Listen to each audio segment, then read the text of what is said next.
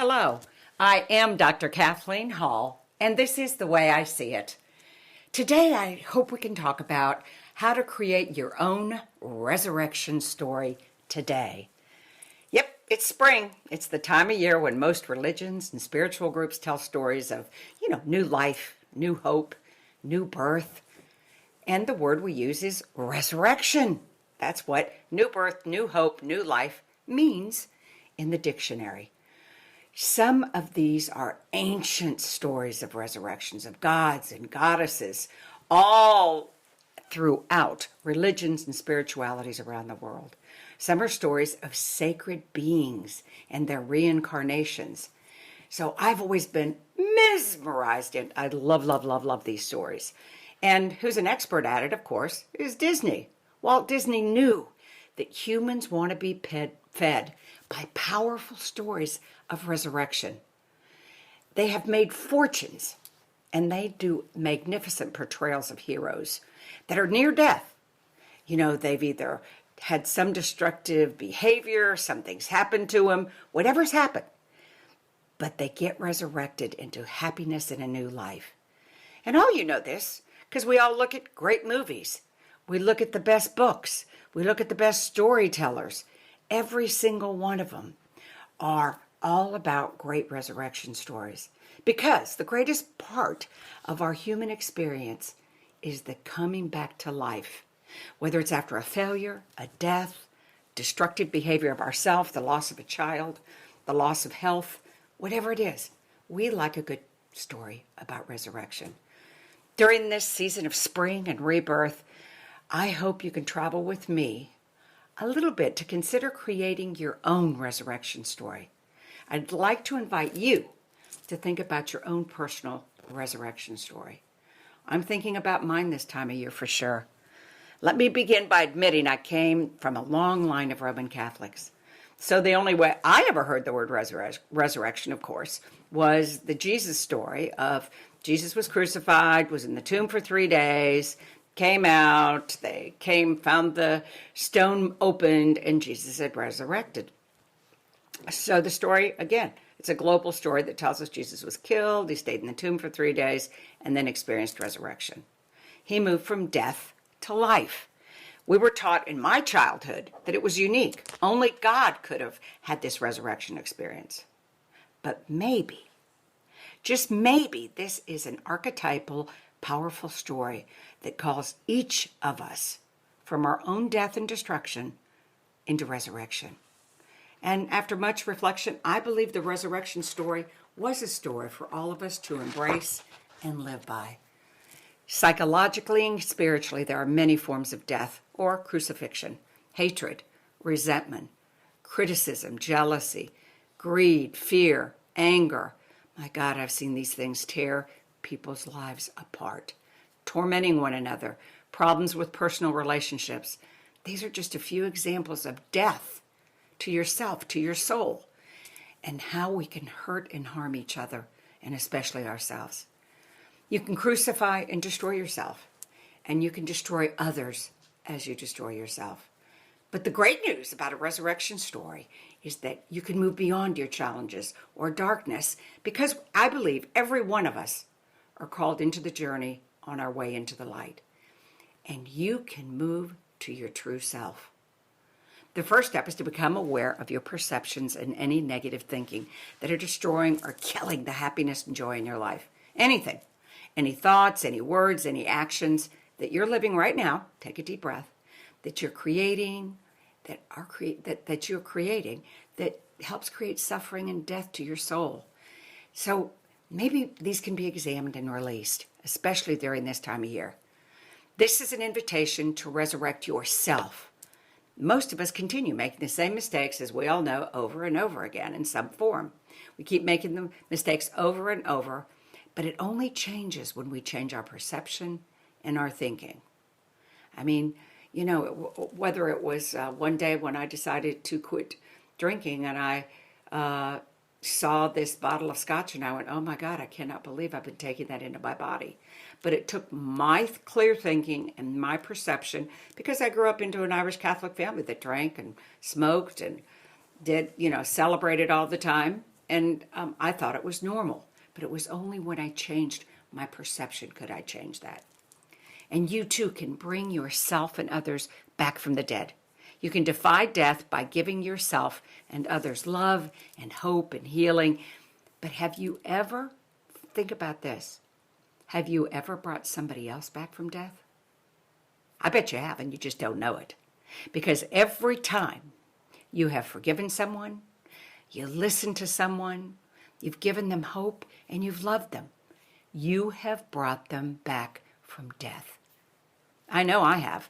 After spending most of my life listening to patients and clients, listening to their pain and suffering, I've had the privilege, seriously, I can't even tell you, the magnificent privilege of sharing their journey back into the light where they experience love and happiness. I have experienced their resurrection. Every time I see a drunk put down his bottle of alcohol, there's a resurrection going on. Every time I see a dropout go back to school, there's a resurrection going on. Then every time I see a parent love their wounded child or one that was estranged and left home and came back, there's a resurrection going on. And for myself and others that have almost had fractured marriages where we almost ended up in divorce, I can speak firsthand that when we got counseling and found each other again, there was a resurrection going on, because after that we continued to fall in love more every day. There are many ways you personally can create your own resurrection story. So let's talk about some tools for you to create your own resurrection story. I think first you have to have a heightened state of awareness. I mean, really, that's the only way that you can see your soul or the things, maybe habits that you're doing are literally killing you or crucifying your life. Pay attention to your life and to others, okay? Because that will open your heart and your mind. You notice everything is made new with every breath. Once you start being really aware, you'll notice little resurrections in your life all around you. Just before this podcast, I went to take the dogs out. So I took out Grace and Olivia, and I have about 46 camellia bushes. They're white, they're pink, they're peach. They're a very, very, gorgeous color of red. And all of a sudden, I was racing them out to come back, and then this bush that just started blooming, and it's the most gorgeous color of a peachy pink. And I walked up to it and got tears in my eyes. And I said, I almost came out here and I wouldn't have noticed you. I wouldn't have seen your regal colors. I'm so sorry. So after I did that, I just decided to sit in the fresh grass, which smells luscious, and especially it's spring, so everything's turning green. And I just sat there. Two little birds flew right by me and sat on the fence and looked at me. So a heightened state of awareness, you will begin to notice there are little resurrections in your life going on all over the place. We just don't stay aware enough to notice them. And stay in the present moment. What I did, too, I was racing out, racing in, but I got called into the present moment by that magnificent beauty of that camellia bush. The past is over. That's a fact. The future is totally unknown. Relish, cherish the present moment in your own presence and in the divine presence. Next, listening to other people is magic. When you look into someone's eyes and listening to that person, you're opening their heart to resurrection and a new life. Everyone wants to feel special. They want to feel special enough that you are listening to their stories, to their life, and what they have to say is important. That someone really deeply listens and cares about them. When people say, how do you become a great therapist, a great writer, or whatever, I would have to say of all the people I've known in my life, teachers, mentors, authors that I've met and read their books, Nobel Prize winners, whatever it's been, listening is magic. Never underestimate it. And whether it was Gandhi, Mahatma Gandhi, whether it was Martin Luther King, whether it was Jesus, whomever it has been, the Dalai Lama, who I happen to have known, they listen very deeply. And the magic in the person's eyes that they're listening to, it's divine. Next is reverent respect. Our world is filled with disrespect these days. I live in the United States. We cannot turn on the television or social media without people. It actually hurts my soul when I experience on a global stage, and especially in our country, the disrespect people have for each other. And especially older people, even like myself. They, for some reason, if or if you're overweight, or maybe you're not as beautiful as some other people, it's amazing. It's a pandemic of disrespect right now. I really, really believe that. So, but every time you show respect for another person, yourself, an animal, a flower, that camellia I just saw, you're lifting that being, that piece of creation into the light. Showing your reverent respect for all creation creates healing, hope, and love.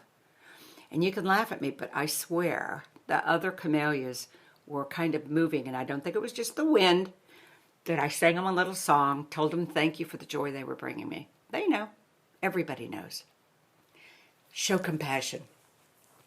When you show compassion, you open your heart, your mind, and your soul to the pain of someone else, and your energy can lead someone back home to their new resurrected self. I learned this when I, of course, worked at most of my life, whether I've worked at hospitals, whether I've worked at cancer units, hospice. I work with very violent inner city kids.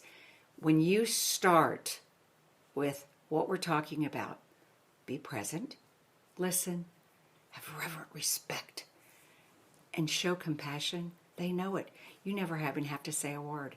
They know that you are one with them, not one over them, not somebody just listening to them and kind of patting them on the back. Compassion means that you are opening your heart. And literally, when it's been said in Scripture, the word compassion literally means the opening of the bowels, the tearing open of the guts. It's that deep of a feeling. So lots of times we will just glaze over compassion. It is a very powerful word in its ideology, in the beginning of what it meant when it first emerged. Next, get enthusiastic. Okay? And I know this works. Your enthusiasm can recharge your life and others. Your energy can bring yourself and others back to life. Enthusiasm means, in Latin, and means in. Enthusiastic means God. So when you're energetic, it really means you're in God. I will never forget, my father was a salesman, and he'd take me with him when he'd go on these sales calls because he wanted to teach me human behavior. So he would go into a place, he sold cookies and crackers at one point, and he'd go into the store manager and he'd say, I really want 6 more inches for my crackers so that I can, and cookies so I can sell some more. And they would go, no, we just don't have that room, Mr. Hall. And I will never forget, he'd wink at me and all of a sudden he'd smile and he'd go, but if you just give me 6 more inches, Mr. Hawkins, 6 more inches for a week or 2, I promise you will have more sales and I'll prove it to you. Please. Okay. Just this one time. His energy, his voice, the way his body moved, the way he moved towards Mr. Hawkins. And Mr. Hawkins would go, Mr. Hall, I'm going to have to do it because you just tear me up. I really like you and you're really funny. And he'd go, okay, great. Let's go have a cup of coffee together. So do you see that relationship that happened in enthusiasm after he was being told no? So his life lessons, as tragic as my father's life was, as challenged as my father was, because I've talked about him in other podcasts, he was enthusiastic. He taught me about charism. Charism is defined in Greek as divine energy. It's a gift of God. Okay, every one of us can tap on that any moment. Next, this is huge. So if you want to resurrect somebody, and I mean you want to do it in a second, forgive someone. You're resurrecting yourself and you're resurrecting the other person. There's some kind of saying that if you don't forgive somebody, it's like digging a grave for that person. You might as well dig a grave for yourself beside it.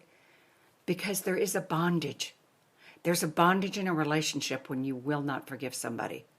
So what you're doing is you're releasing the bondage of unforgiveness and bringing your relationship back from death to life. not forgiving. My husband does this all the time, especially he'll talk to me about my family and he'll say, I cannot believe your brother or your sister did this again, that again. I don't come from a family that can do that. How can you forgive him? And I said, because if the door's closed, there can never be a future of conversation. He, I know, maybe won't talk to me, but I have to forgive him and open that door because it releases me and it releases my heart and soul, that my vibrational frequency goes up and I can love him more. So forgiving someone and forgiving yourself, by the way, forgiving yourself is one of the greatest experiences of resurrection you can have. And for those of us that have been married and had children and had careers and had coworkers and neighbors, we have to forgive ourselves. A lot of us have done things to other people through this very long life. You have to, or you haven't been alive. So forgiving is one of the biggest things that I would teach anybody to do for a life of resurrection. Be grateful during your busy day. Every few hours, what I do is turn on my timer, okay? So every 3 hours, I stop this beautiful music goes off, and I say what I'm grateful for, like the camellia bush. Then I also take deep breaths for a minute. Inhale to the count of 4, and I exhale to the count of 4. I'm so grateful for my breath and my lungs, and I am breathing in. I believe I am breathing in the divine. It was the first thing each of us did when we were born, and it is the last thing we will do when we die. Believe me, I've been with so many people as they died. It's unbelievable, and how you learn how sacred and precious it is. So it's a way to be grateful, right? So be grateful every few hours. Look around. You don't even have to look around. Just, I'm thankful for my dog. I'm thankful for my children. I'm thankful for my health. Then take a deep breath, inhale. And what I say when I breathe in is I say, breathing in, I breathe in God. And then as I exhale, I say, slowly breathing out, I exhale God. So I always want to, every few hours, breathe in gratitude and exhale gratitude. Okay?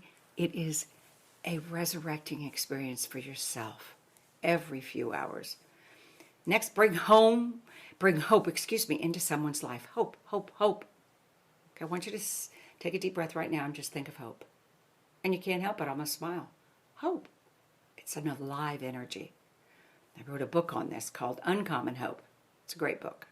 But anyway, when I've been in states of despair myself and lost, huge losses I've had in my life like you have, most people have, someone encouraging me with their own hope for me, when I didn't have hope for myself, has led me out of my own darkness and resurrected me.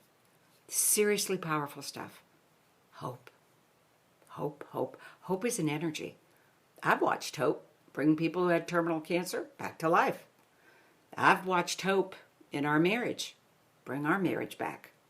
I've watched hope change my daughter and my relationship into one of love and respect and an amazing future. Hope, hope, hope, hope. And just remember too, next, joy is infectious. Okay, it's infectious. When you're joyful, you know, it's like the flu or a cold, except the positive variant of it. Try to always bring joy into other people's lives. It's a powerful elixir that'll lift anyone out of darkness, because your joy is a huge elixir for absolute resurrection. Joy. And please be kind. Kindness. Kindness is an incredible healing energy. And kindness, one young man's act of kindness literally saved my life. He brought me from death to life with his kindness. I had had a traumatic brain injury. I'd been run over by a car, and I had just gotten out of the hospital, and part of my brain was smashed. And anyway, I was having a really, really hard time coming back, and I just didn't think I could take the pain, my body pain, because everything was broken, and I was in a wheelchair, and it was a really, really, really rough time. And the part of my brain that had been damaged was leading me to a significant depression. So one morning, about 10 o'clock in the morning, I went out to try to feel better, and all of a sudden the traffic on the main road on Peachtree in Atlanta Georgia, I said, you know, all I have to do is just fall right in front of all this traffic because it's going so fast up this road. And it would be over. My pain, suffering, all of this would be over. So I sat there just staring at the traffic, thinking about it. And I was there for some time. I don't know how long, but I was there for, I don't know, maybe 5 minutes, maybe 10 minutes. And all of a sudden, this car, noticed off my peripheral vision, this guy in this old Renault, it must have been 20, 30 years old, it was actually pink. And this little young black boy, probably 19 years old, 18, jumps out of the car, rushes up to me, grabs me by the arm, pulls me back off the curb, and he goes, ma'am, are you okay? And I said, yeah, I'm okay. Why did you do this? Why do you have your flashers on this main street? Why did you stop? What are you doing? He said, I was on my way to work and I'm late. And he said, I drove by you and I heard this voice and I had this sense. And I looked in the rearview mirror and I saw you leaning and I thought, she is going to jump in front of traffic. I can feel it. So he said, I turned right and went around the block. And then I stopped at the stoplight. When I came back around, I stared at you. And you were staring and I looked again. And then I came back around the block and I thought, no, I have to trust my instincts. I have got to go, touch this woman, talk to her, see what the problem is, whatever. I burst out crying. He hugged me, this sweet, sweet, sweet cherub. He hugged me. He sat me down over on a bench that was by the building where I was standing there. He took his car, parked it in a parking space, came over, walked me up to my apartment, and we had a cup of coffee, and he stayed with me for about an hour. He saved my life, I'm not kidding. I was in one of the darkest places. I'm able to function usually on a pretty high level, and my life has pretty much been that way no matter what sorrows or grief or whatever. I'm like the comeback kid. I always, come back. This was a pretty significant traumatic brain injury, and I was at the bottom. His kindness saved my life. So don't underestimate it in a resurrection story of someone being dead, near death, an addict, someone who's having trouble with alcohol, having trouble with serial marriages, having trouble with their own self-esteem. Do not underestimate that your kindness can be a lifesaver, please. And one of the biggest changes in my life and one of the biggest, type of resurrectors, I guess, I don't even know if that's a word, would be spiritual teachers. A spiritual teacher can guide you into a light from the mundane life you're living into abundance and love. And I know this, and of course it's been formal teachers like undergraduate, graduate school, master's, doctorate, all my, postdoc training and clinical things. I've had just so many unbelievable mentors and spiritual teachers. But especially one, Dr. Bill Mallard at Emory, saved my life. He didn't look at me, he looked into me. He looked through me with his love and his wisdom and his guidance. I trusted him with my life. He asked me to be his teaching assistant. He was a professor at Emory. And so I became a TA and I taught with him and for him. And through that experience of a year, he changed my life. He literally was a resurrection experience for me, and it set my whole life in a different trajectory. So find a spiritual teacher or become one for others, okay? Because I know my life has been resurrected, and I owe him so much and so many other people. And we need teachers. We need teachers to guide us and to teach us new ways of looking at ourselves and being in the world. And finally, last but not least, join a group. Joining a group can help you heal your wounds. It can transform your life in the most powerful way. Beyond belief. Get in a group. There, you'll find the healing power of acceptance and wisdom. You'll hear other people's invaluable experiences of heaven and hell, and the kindness, the acceptance in a group. A group is a unique and powerful opportunity for you to grow and be resurrected in ways you would never even consider. I've sat in AA, which are Alcoholic Anonymous groups, and watched lives changed forever, forever. By saying, I've ruined all these people's lives and I'm not going to drink anymore. And the support of that group has literally sent their lives in a completely different journey, different direction. And I've facilitated cardiac groups with cardiac patients, cancer groups, hospice groups. And in all these groups, I watch these people come in, a huge sense of loss, sadness, their health's been taken away from them. They're afraid they won't survive, so they're filled with fear and worry and confusion and everything. And I have watched miracles, literally, resurrecting miracles happen in the groups I've facilitated. It has been beyond a privilege to facilitate these groups and these healings and watch these people's lives change. They became like new brothers and sisters as they ministered and loved each other. And then also another big group for me is we have a foundation called the Dukes Foundation where we take really, really at-risk kids in the inner city, the violence of Atlanta, and we work with them. Most of these kids are living in hell, whether it's poverty, violence, no hope of a life, except maybe prison.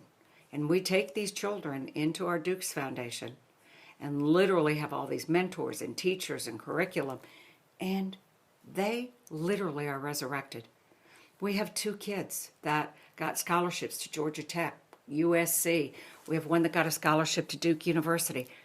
College after college after college, school after school. Our kids excel. But if they wouldn't have had this group, this opportunity, mentors, teachers, they never could have transcended it. So, now as we come to a close of our resurrected lives, please remember, this is the season of spring, of transformation, of resurrection. Each of us has this incredible opportunity to grow from the dead of winter and from the dead or destructive parts of our lives. You know, it's kind of like I'm a big gardener and I have lots of trees and bushes and things that if they're not pruned back, they won't grow with the real life. They won't grow with this unbelievable rich buds and plants, and they won't live as long. But every year when I do it, my neighbors get terrified and go, "Oh my God, Kathleen, what are you doing? You're killing these plants." I went, "Oh, no. I'm not. It may look like dead to you, and I'm killing them, but the resurrection time's coming in the spring. Just wait." And they go, "I don't know how you do it. I'd be scared to death."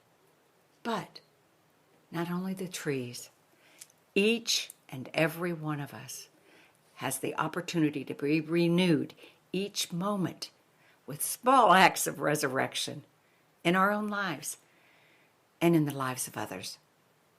Thanks for joining me today.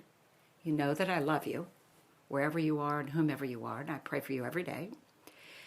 Don't forget, we have a great newsletter. Please go to mindfullivingnetwork.com, or for short, OURMLN, ourmln.com. And you can contact me at just go to the Mindful Living Network and click on contact, write me a note, tell me what you'd like to hear, any comments you have. I would love to hear from you. And remember our tagline at the Mindful Living Network. It's one people, one planet, and one future.